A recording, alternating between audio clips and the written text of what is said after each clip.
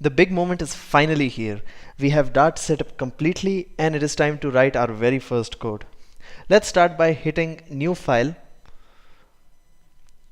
and renaming this file to helloworld.dart. Now let us write our very first code by printing a hello world statement in the terminal. To do that, we first mention void main because, as we mentioned before, Dart looks for the main function in the very beginning to begin its execution. Within the main function, we write a print statement, hello world, which is pretty generic for every program you write in any language in the world. Now let's go to the terminal and type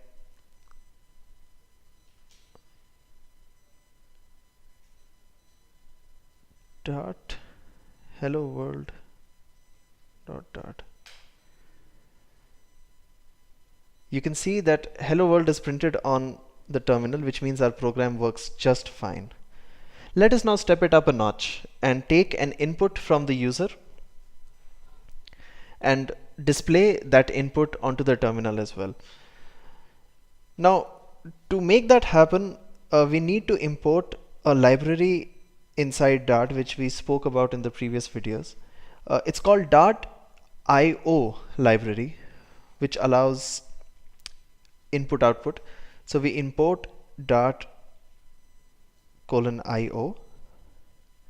and then we mention the main function.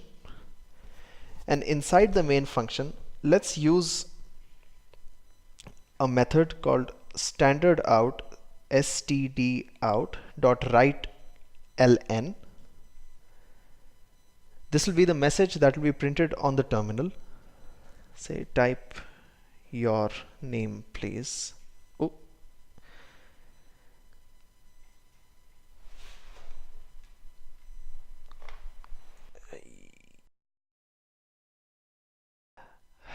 Type your name please. And let's take an input from the user in a variable. So first we define a variable of type string. Let's call it input.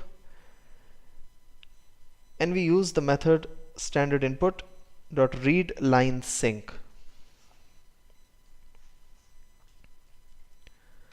Now this line will read the input as whatever is typed on the terminal by the user. Now let us display a return message on the terminal itself. So we use stdout.writeLN again, and we use the variable that we mentioned or that we are using, which is input, and we will display it within a sentence onto the terminal.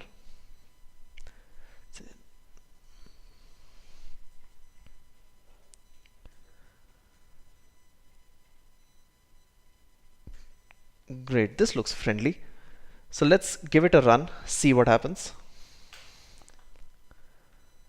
So the terminal says type your name please. So I will type my name.